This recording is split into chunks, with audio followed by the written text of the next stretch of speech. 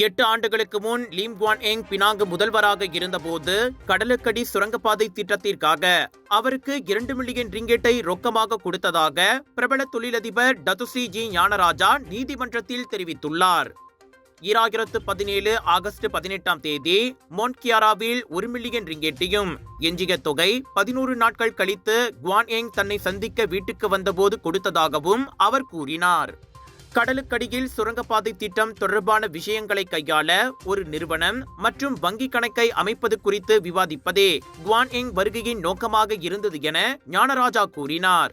Kuan எங்கை காரில் ஏற்றி வந்த தொழிலதிபர் டத்து ஜாருல் அமாட் ஜுல்கிஃப்லியும் அச்சந்திப்பில் பங்கேற்றார். அப்போது அந்த சுரங்கப்பாதை திட்டத்தில் 10 விழுக்காட்டு பங்குகளை தருமாறு தான் முன்வைத்த விண்ணப்பத்தை ஜாருல் ஒப்புக்கொண்டதாக குவான் எங் கூறியதாகவும் ஞானராஜா தெரிவித்தார். தங்களுக்கு இடையிலான அந்த முக்கிய சந்திப்பு 1 மணி நேரங்கள் வரை நீடித்ததாகவும் அவர் குறிப்பிட்டார். கடலுக்கடி சுரங்கப்பாதை திட்டத்தின் லாபத்தில் 10 விழுக்காட்டு பங்கை பெறுவதற்கு பினாங்கு முதல்வர் பதவியை பயன்படுத்தி சாருலிடம் இருந்து 3.3 மில்லியன் ரிங்கெட் லஞ்சம் பெற்றதாக லிம் மீது குற்றம் சாட்டப்பட்டுள்ளது.